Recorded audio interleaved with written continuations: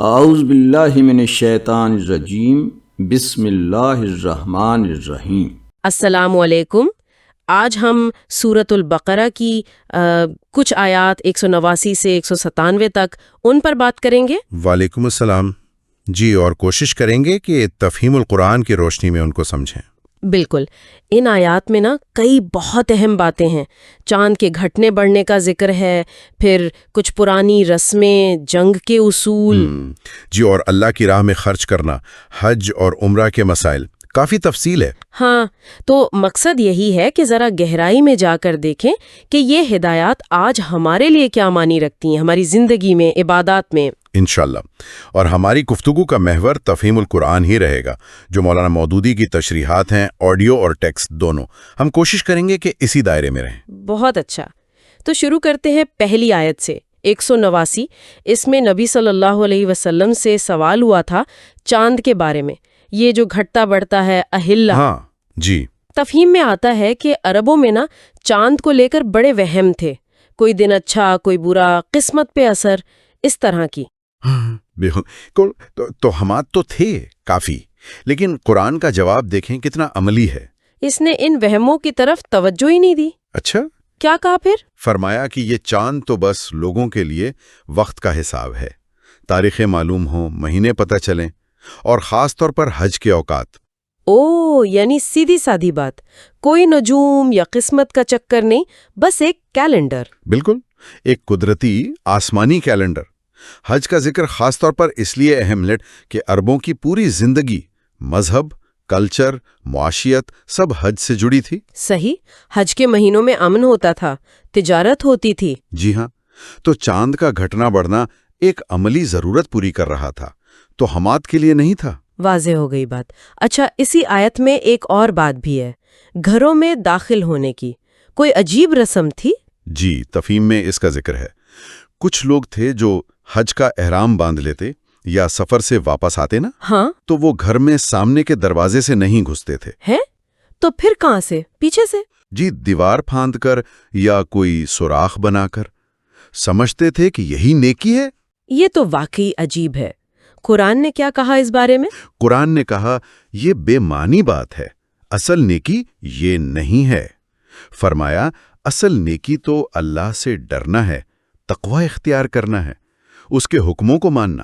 اور گھروں میں؟ فرمایا گھروں میں دروازوں سے ہی آیا کرو، سیدھے راستے سے۔ یعنی اس رسم کو بالکل رد کر دیا۔ بالکل، اور تفہیم کہتی ہے کہ یہ صرف ایک رسم کی بات نہیں، یہ سوچ بدلنے کی بات ہے، کہ نیکی کا معیار یہ فضول رسمیں نہیں بلکہ اللہ کا خوف اور اطاعت ہے۔ یہ تو بہت اہم نقطہ ہے، ظاہری چیزوں کے بجائے اصل باطنی کیفیت پر زور۔ جی، اور یہی چیز آگے جنگ کے احکامات میں بھی نظر آئے گی۔ ٹھیک ہے، تو اب آتے ہیں آیات 190 سے 193 کی طرف۔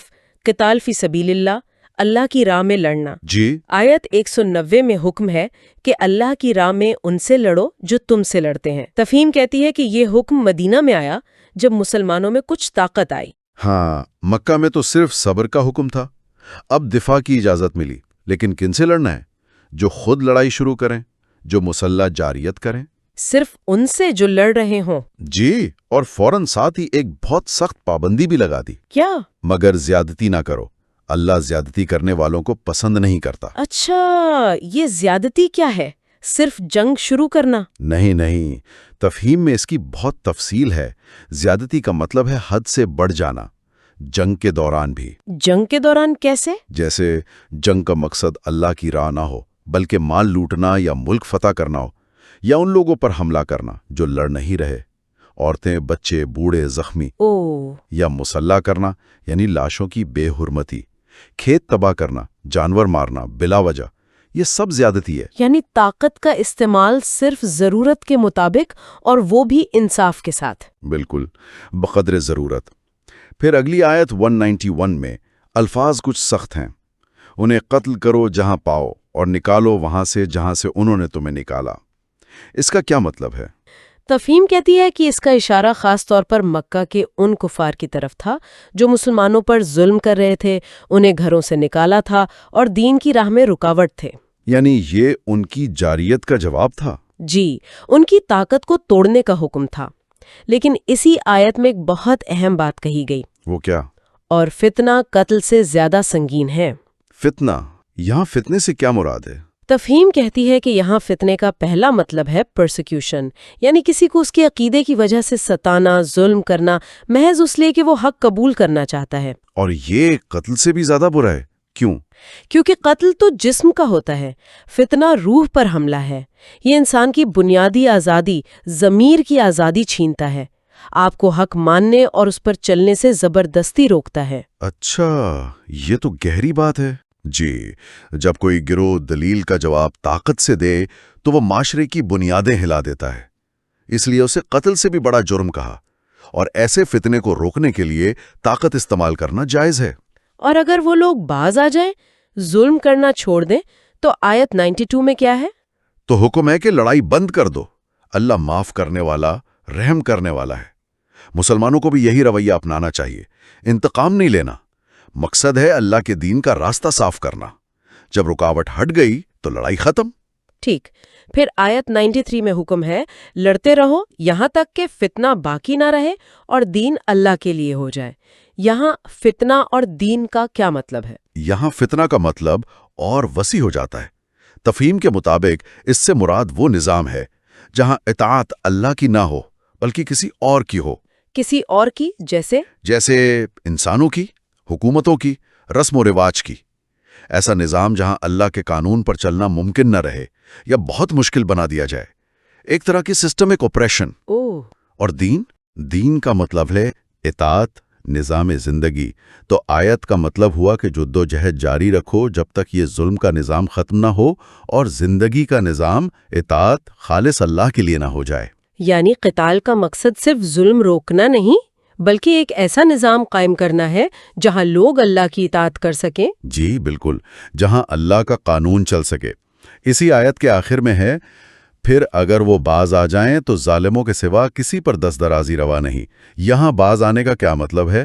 کیا مسلمان ہونا شرط ہے؟ نہیں، تفہیم کہتی ہے کہ یہاں باز آنے سے مراد فتنے سے باز آنا ہے، یعنی ظلم و جبر چھوڑ دینا، حق کی راہ میں رکاوٹ ڈالنا بند کر دینا۔ اچھا، یعنی اپنا عقیدہ رکھ سکتے ہیں؟ جی، اسلام زبردستی مذہب بدلنے کو نہیں کہتا، لوگ اپنے عقیدے پر رہیں، لیکن کسی کو یہ حق نہیں کہ خدا کی زمین پر اپنا باطل نظام چلائے اور لوگوں کو غیر اللہ کا غلام بنائے۔ اس فتنے کو ختم کرنا ہے۔ تو اس کے لیے تبلیغ بھی ہوگی اور ضرورت پڑے تو طاقت کا استعمال بھی؟ جی، تفہیم یہی کہتی ہے، حسب موقع، اور جب حق قائم ہو جائے تو عام معافی۔ لیکن جنہوں نے بہت زیادہ ظلم کیا ہو ان کو سزا دینا جائز ہے، اگرچہ معاف کرنا پھر بھی بہتر ہے۔ اس کی کوئی مثال؟ جی، نبی کریم صلی اللہ علیہ وسلم نے بدر کے 2 قیدی تھے، عقبہ بن ابی معیط اور نضر بن حارث۔ ان کے پچھلے جرائم بہت سنگین تھے، انہیں قتل کرایا، لیکن فتح مکہ پر عام معافی دے دی، چند لوگوں کے علاوہ۔ یعنی سزا اور معافی میں ایک توازن رکھا، یہ تو بڑی حکمت کی بات ہے۔ یقیناً۔ اچھا، جنگ کے ان اصولوں کے بعد آیت 194 میں حرمت والے مہینوں کی بات ہے۔ جی، 4 مہینے تھے، ذوالقعد، ذوالحجہ، محرم اور رجب۔ عرب ان میں لڑائی حرام سمجھتے تھے؟ ہاں، لیکن وہ نسی بھی تو کرتے تھے، مہینوں کو آگے پیچھے کر کے اپنی مرضی چلا لیتے تھے۔ جی بالکل، وہ اس حرمت کا فائدہ اٹھا کر بھی جنگ کر لیتے تھے۔ تو سوال یہ تھا کہ اگر وہ حرام مہینے میں حملہ کریں تو مسلمان کیا کریں؟ کیا وہ دفاع نہ کریں؟ تو قرآن نے کیا جواب دیا؟ جواب بالکل واضح، ماہ حرام کا بدلہ ماہ حرام ہے اور حرمتوں کا لحاظ برابری کے ساتھ ہوگا۔ یعنی اگر وہ حرمت توڑیں تو تم بھی بدلہ لے سکتے ہو، اپنا دفاع کر سکتے ہو۔ یعنی برابری کا اصول، وہ احترام کریں تو تم بھی کرو، وہ توڑیں تو تم بھی جواب دو۔ جی، قصاص کا اصول، لیکن ساتھ ہی یہ بھی کہہ دیا کہ اللہ سے ڈرتے رہو، یعنی بدلے میں بھی حد سے نہ بڑھ جانا۔ یہاں بھی حدود کا خیال رکھنے کی تاکید ہے۔ اچھا، اب آیت 195، اللہ کی راہ میں خرچ کرنا اور اپنے ہاتھوں ہلاکت میں نہ پڑو۔ جی، اللہ کی راہ میں خرچ کرو کا مطلب تفہیم کہتی ہے صرف خیرات نہیں بلکہ اللہ کا دین قائم کرنے کی جو بھی جد و جہد ہے اس میں مال لگانا۔ اس میں جہاد کا خرچہ بھی شامل ہے۔ اور ہلاکت میں نہ پڑو کا کیا مطلب؟ خرچ نہ کرنے سے ہلاکت؟ بالکل، تفہیم کہتی ہے کہ اگر تم بخل کرو گے، مال بچاؤ گے، دین کے کام میں خرچ نہیں کرو گے تو نتیجہ دنیا میں کیا ہوگا؟ کمزوری، دشمن کا غلبہ، ذلت، یہ دنیا کی ہلاکت ہے۔ اور آخرت میں اللہ پوچھے گا کہ مال دیا تھا کہاں لگایا؟ وہ آخرت کی ہلاکت ہے۔ یہ تو بہت سخت تنبیہ ہے۔ اور اسی آیت میں احسان کا بھی حکم ہے، احسان کرو، اللہ محسنین کو پسند کرتا ہے۔ جی ہاں، احسان کا مطلب صرف کام کرنا نہیں، بلکہ کام کو بہترین طریقے سے کرنا، پوری قابلیت، پوری لگن، پورے خلوص سے۔ اچھا، تو تقوی اور احسان میں کیا فرق ہوا؟ تفہیم کہتی ہے کہ تقوی، ڈر، آپ کو برائی سے روکتا ہے، لازمی چیز ہے، لیکن احسان، محبت، شوق آپ کو نیکی میں کمال یعنی ایکسلنس تک لے جاتا ہے۔ آپ اللہ کی محبت میں بہترین کام کرتے ہیں۔ واو، یعنی صرف فرض پورا نہیں بلکہ خوبصورتی سے کرنا ہے۔ یہ تو ہر عمل پر لاگو ہوتا ہوگا۔ یقیناً یہ ایک اعلیٰ درجہ ہے۔ بہت خوب۔ اچھا، اب آخری حصہ ان آیات کا 196 اور 197، حج اور عمرے کے احکام۔ جی، شروع میں ہے کہ حج اور عمرہ اللہ کے لیے کرو تو پورا کرو۔ پھر ایک صورتحال بتائی کہ اگر راستے میں گھر جاؤ، یعنی کسی وجہ سے پہنچ نہ سکو بیت اللہ تک، ہاں جیسے بیماری ہو گئی یا دشمن نے راستہ روک لیا، تو کیا کریں؟ حکم ہے کہ جو قربانی میسر ہو وہیں پیش کر دو، اونٹ، گائے، بکری، جو بھی ہو، اور جب تک قربانی اپنی جگہ نہ پہنچ جائے سر نہ منڈواؤ، یعنی احرام نہ کھولو۔ قربانی کا اپنی جگہ پہنچنا، اس کا کیا مطلب ہے؟ وہیں جہاں رکے ہیں یا حرم میں؟ اس میں فقہا کا اختلاف ہے۔ تفہیم میں ذکر ہے کہ امام ابو حنیفہ کے نزدیک حرم میں قربانی ہونی چاہیے، جانور بھیجیں یا قیمت، جبکہ امام مالک اور شافعی کہتے ہیں کہ جہاں رکے ہیں وہیں کر دیں۔ ٹھیک۔ اور سر منڈوانا مطلب احرام سے نکلنا؟ جی، حجامت کروا کر احرام کی پابندیاں ختم کرنا۔ اچھا، پھر یہ بھی ہے کہ اگر کوئی بیمار ہو یا سر میں تکلیف ہو اور وقت سے پہلے سر منڈوانا پڑے، قربانی سے بھی پہلے، ہاں تو اس کے لیے فدیہ ہے۔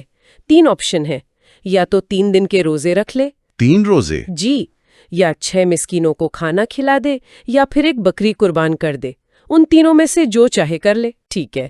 اور اگر رکاوٹ ختم ہو جائے، امن ہو جائے اور کوئی حج سے پہلے عمرہ بھی کرنا چاہے یعنی تمتع، ہاں، تو جو شخص حج کے مہینوں میں پہلے عمرہ کرے، پھر احرام کھول دے اور پھر حج کے لیے دوبارہ احرام باندھے، تو اس پر شکرانے کے طور پر ایک قربانی واجب ہے۔ اور اگر قربانی نہ کر سکے تو پھر 10 روزے رکھے گا، 3 حج کے دنوں میں، یعنی عرفہ سے پہلے یا ایام تشریق میں۔ حج کے دوران؟ جی، اور باقی 7 گھر واپس جا کر۔ یہ رعایت کن لوگوں کے لیے ہے؟ یہ ان کے لیے ہے جو مکہ کے قریب نہیں رہتے، یعنی میقات سے باہر سے آئے ہیں۔ تفسیر میں یہ بھی ہے کہ جاہلیت میں لوگ ایک سفر میں حج اور عمرہ اکٹھا کرنا برا سمجھتے تھے۔ اسلام نے اس کی اجازت دی، بلکہ اسے اچھا کہا۔ یعنی اسلام نے نہ صرف احکام دیے بلکہ عملی مشکلات کا حل بھی بتایا، رعایتیں دیں اور پرانی غلط فہمیوں کو بھی دور کیا۔ بالکل، اور آخر میں پھر وہی تاکید، اللہ سے ڈرو، اس کے حکموں کی خلاف ورزی نہ کرو، جان لو کہ اللہ سزا دینے میں بھی سخت ہے۔ تقوی کی یاد دہانی۔ تو اگر ہم آج کی گفتگو کو سمیٹیں تو ان چند آیات میں ہی دین کی کتنی جامعیت نظر آتی ہے نا؟ چاند کے معاملے میں وہم پرستی کا رد، سماجی رسموں کی اصلاح، نیکی کا اصل معیار بتایا۔ جی، پھر جنگ جیسی سنگین صورتحال کے لیے بھی انصاف کے اصول، زیادتی سے منع کیا گیا، حرمت والے مہینوں کا احترام، اور اگر وہ توڑا جائے تو برابر کا جواب۔ پھر اللہ کی راہ میں مال خرچ کرنے کی اہمیت، اور صرف خرچ نہیں بلکہ احسان کے ساتھ بہترین طریقے سے کام کرنا۔